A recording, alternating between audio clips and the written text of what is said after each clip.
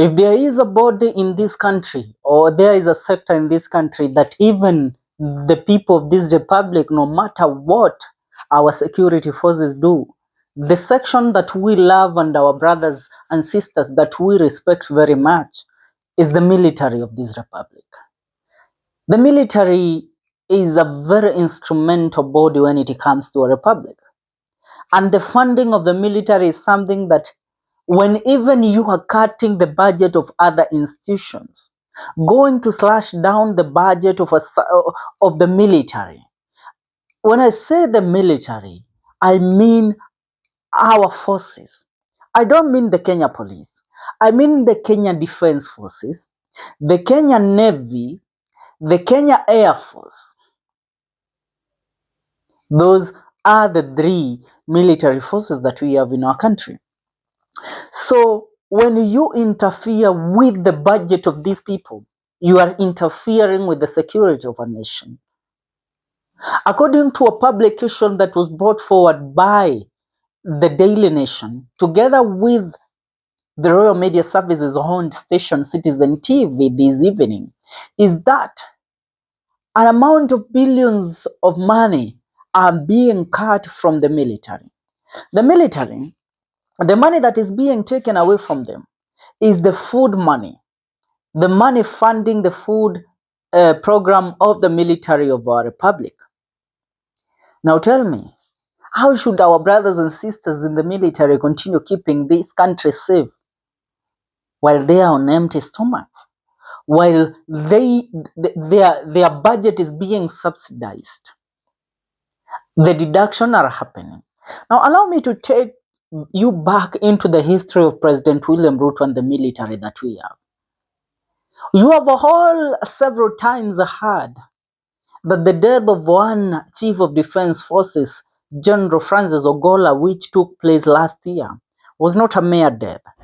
The plane crash was something that was orchestrated to take out the man that stood for the integrity of the body of CDF, or of the body of military. The investigation was said to be done. I tell you, the CDF owns the office that is higher even than that of the Deputy President of the Republic of Kenya, because he leads the military, and the military is the body that safeguards this country against foreign enemies. So how does the relationship of President William Ruto as the current president and that of the generals that lead the military is? Before the death of Ogola, the person that was the cabinet secretary of defense was Aden Duale. And under Aden Duale, a lot of things were happening that Kenyans could not comprehend nor tell what is really happening in this republic. Corruption was high notch. Attacks had started being orchestrated by terror groups in different parts of the country, and they were happening. And now they did something else where they subdued the power of the military by giving roles of inspecting projects like schools and all that to the Chief of Defense Forces, General Francis Ogola. And while he was on one of those tours, that is when his chopper crashed, killing him and 7 others last year. So when you look at how these generals are treated and how the military is treated, you realize the topmost in the food chain of the military is the cabinet secretary of defense. If the cabinet secretary of defense does not defend the military, then the military is on its own. If they are not given enough funding, then they will not have the energy. You know, they sacrifice a lot. They put their lives on the line for the sake of the republic. But now tell me, how will they do that if currently their budget is being deducted billions and billions of shillings? I remind you, in the year 2022, while it was going to head, we had report that the food program of the military was at risk and money had been swindled, an amount of 8.5 billion Kenyan shillings. Now tell me who does not want to lay their hands on such kind of money? When the Gen Z invaded the parliament on 25th of June 2024, the military were released in the streets of Nairobi. It was said that it was a coup d'etat that had been tried, but there was no coup. It was just young men and women protesting against what had happened in the country, though they went an extra mile to touching down the parliament. According to the Inside TUYA, the military had refused to be deployed in the streets of Nairobi. They said their work is not to be deployed to fight against their brothers and sisters. Their job is mainly to protect the country and its residents. They saw an oath to that, and that is what they are going to do, respect the constitution. But the chief of their cabinet secretary then Aden Duale pressured the generals to give the order, and the order was relayed, and they were released in the streets. But they held their hands and never did anything to the protesters. They only stood there, watch, and chew Big G and allow things to run smoothly. And that's what happened.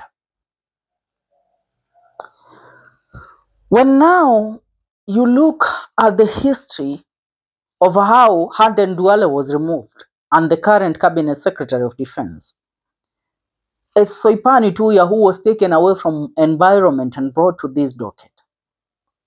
The first time that such a docket was given to somebody that a lot of Kenyans believe did not have the experience to run that docket, because she will be commandeering a whole lot of military personnel and generals in the republic.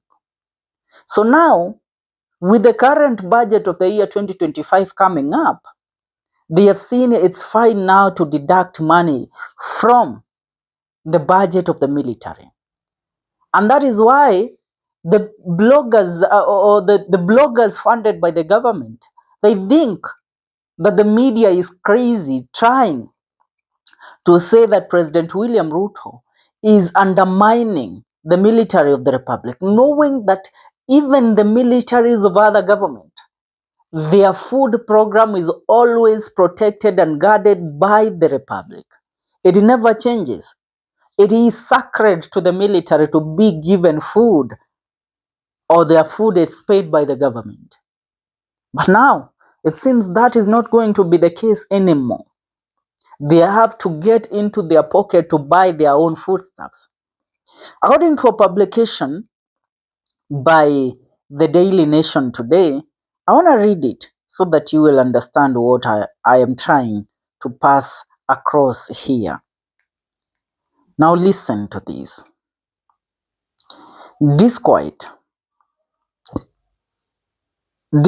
in military over food subsidy scrap plan.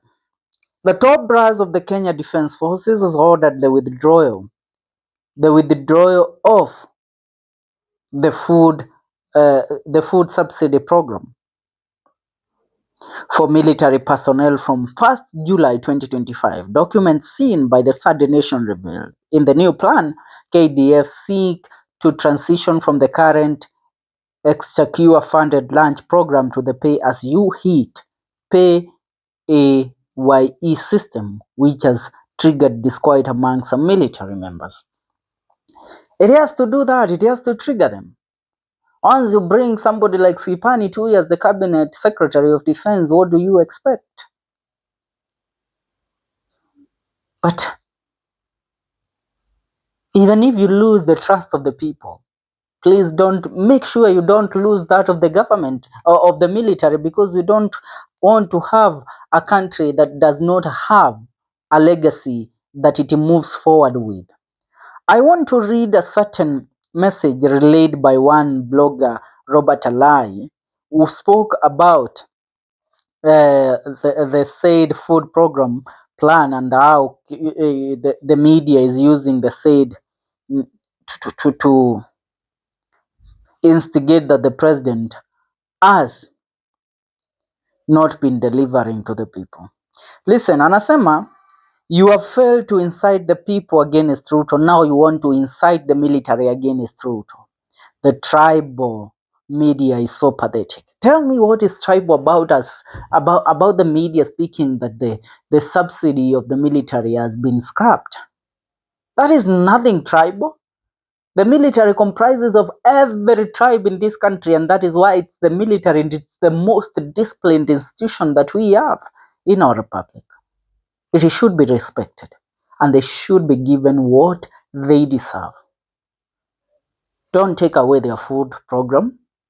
Some of them are in deserts. Some of them sleep along the borders of this country, trying to detect any threat that might be detrimental to